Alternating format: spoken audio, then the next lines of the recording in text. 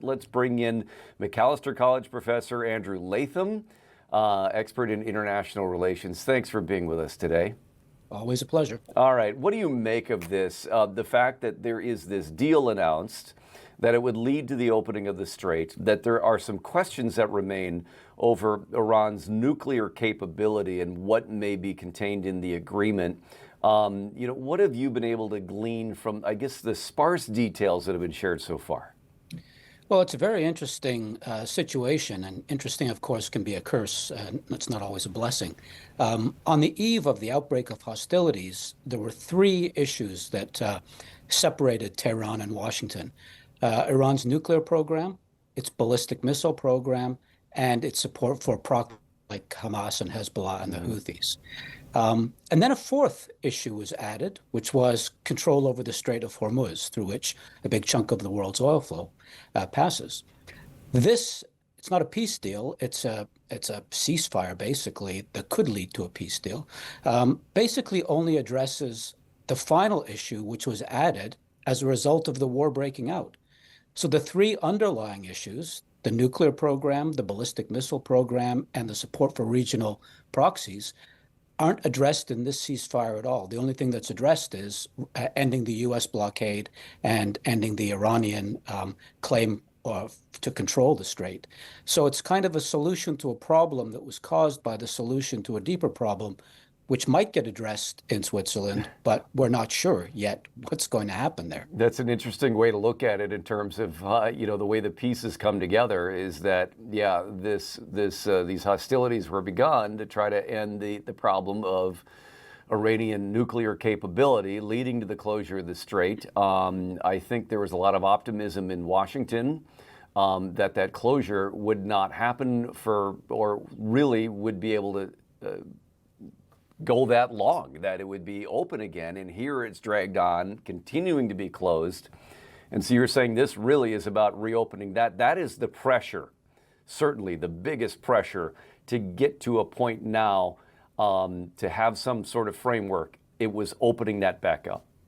Well, that's right. Both sides, both Washington and Tehran, were under a lot of stress.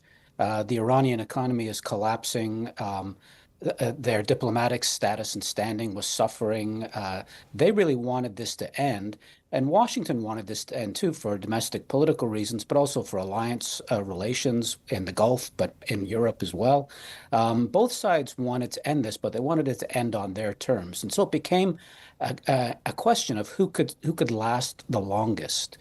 And it looked like Iran was going to be able to last longer because they had the IRGC had really taken control, and they were hardliners and they weren't going to buckle.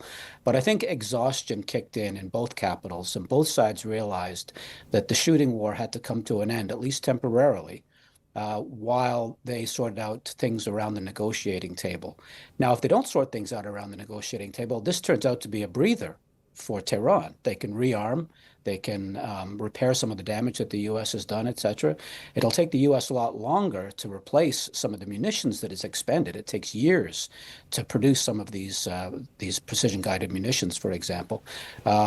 So it really remains to be seen. We are, in a sense, right back where we started, except that both sides have expended a lot of political or diplomatic capital, and both sides have expended a lot of munitions that it's going to take a while to replace. Yeah, and that's, I know, a big part of this is how much has been expended. The stockpiles are down. Do you think, what I find interesting here is that, with all the claims that the U.S. has destroyed the Iranian military capability, sunk its navy and decimated its air force and really convincingly defeated them, yet they continue to have the military capability to keep the Strait of Hormuz effectively closed to shipping. So what do we make of that? Again, the claims of such defeat, but yet clearly not defeated if they can keep the strait closed. Yes, it's a case of both and. The United States armed forces performed admirably. They really did sink almost all of the major surface and subsurface combatants that the Iranian Navy had. They destroyed the Air Force. They inflicted a lot of damage on the command and control infrastructure, et cetera, et cetera, et cetera. But at the end of the day, all Iran needed to preserve was the ability to threaten, not actually to sink or do it, but to threaten the ships passing through the Strait of Hormuz so that the insurance rates would go up, et cetera, et cetera. And that was enough to put pressure on the United States and the international community, to put pressure on Washington to end this conflict. So they didn't have to win on the battlefield, as it were. They simply had to preserve enough to outlast the United States while threatening to disrupt, not necessarily close, but seriously disrupt maritime traffic through the strait. And that was enough for them to not declare victory, but to survive the bombing campaign. To bring it to a stalemate, essentially. Yes. I mean, to survive long enough to bring it to a point where this is the development here. President Trump had initially said at the outset of this, nothing less than unconditional surrender. Clearly, this is far from an unconditional surrender. How much, what proved so difficult, and maybe you're not the expert in this, but I'll pose this to you and see what your thoughts are. What proved to be the difficulty for the U.S. military after all these other things that you listed off there, where they had very much bested Iran? Why is it that they could not be defeated in their threats, at least, to the Strait of Hormuz? It's a very good question. And as I said, they sank all of the big ships in the Iranian Navy, but the little speedboats, which can still carry things that can do serious damage to an oil tanker, for example, they're impossible to destroy, all of those. It just proved to be impossible. The ballistic missile infrastructure, the Iranians retained because they've been anticipating this attack, I would say literally for decades. Right? So they've got an infrastructure. They know how to hide these weapons. They know how to conceal them and protect them. So yes, the United States takes out, let's just say, I'm making the number up, 90%. That's still 10% of a big arsenal of ballistic missiles, which the Iranians can fire at American bases in the region, American allies in the region, et cetera, et cetera. So it just proved impossible to decisively destroy all of the Iranian assets. A huge percentage, yes. And then the issue of, well, should the U.S. put boots on the ground? President Trump talked about taking Karg Island, which is the big oil terminal of the Iranians. This is not a country, a huge population, a geography that's difficult to imagine a successful kind of blitzkrieg attack on the part of the United States. There was never really a prospect that the United States would do what it did to Iraq twice in the 90s and 2000s.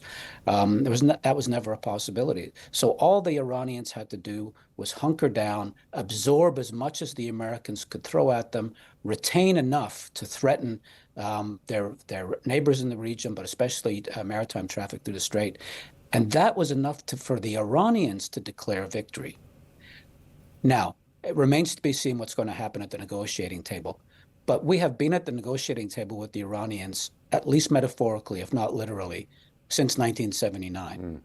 And it really hasn't paid dividends. And I'm not sure that much has changed in terms of the underlying geopolitical sort of tectonic plates, if you like. They haven't shifted an awful lot. Yeah, and then the question again gets back to the first thing on the list here that really precipitated this to begin with, and that's their nuclear capability.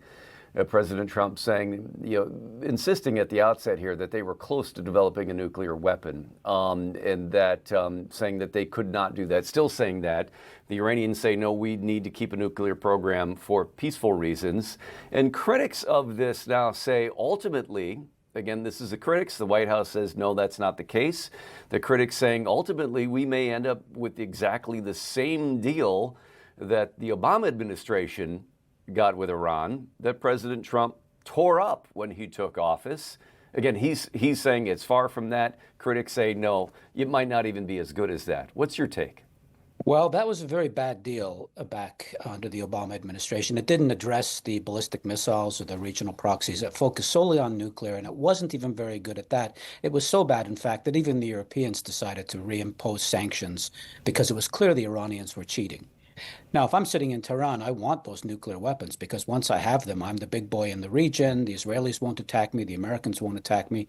But crossing that threshold into actually weaponizing, having nuclear weapons, that's a huge diplomatic cost, et cetera, et cetera. So they want to be just short of that threshold in terms of enriching uranium, in terms of weaponizing that, turning that into a bomb, putting it on a missile. And they are, by credible accounts, not years away from being able to do that, months away. That's the breakout time. They could actually weaponize this technology. They haven't done it so far. They've stayed just below the threshold, but they could weaponize within months. And once that happens, you can't imagine the United States dropping bombs on them anymore, because they might retaliate by dropping a nuclear bomb on Tel Aviv or Riyadh or where an American base. Sure. Right. So they are close. And I, for one, do not relish the thought of an Iranian nuclear weapon. But it's a question of how that project gets derailed. This didn't work. So that remains, though, the open question here now with this ceasefire, is trying to come to that resolution. How tricky do you think that is going to be for both sides to come to a resolution that both can live with? I think they're going to have to fudge it, to be honest, because they have absolutely mutually incompatible aims. The Iranians now, especially having been attacked by Israel and the U.S., are not going to give up that latent nuclear deterrent. I just can't see it. Short of a regime change, by the way. If the regime changes and somebody else comes to power, then that's different. But in the current circumstances, there's no way they're going to give that up. And there's no way in which the Israelis in particular, but the Israelis and Americans, and indeed the Gulf Cooperation Council partners of the United States, are going to put up with an Iranian nuclear weapons program as it's been configured thus far. There's no way to bridge that difference. There's only, like the JCPOA under the Obama administration, there's only a way of pretending that we've bridged the differences, not a real way of bridging those differences. And without the details here, it's an open question about whether the U.S. can get what it wants to make sure that they will never develop a nuclear weapon, and at a point that Iran will agree to. I think that this might be, again, continuing to prove difficult. Very, very difficult.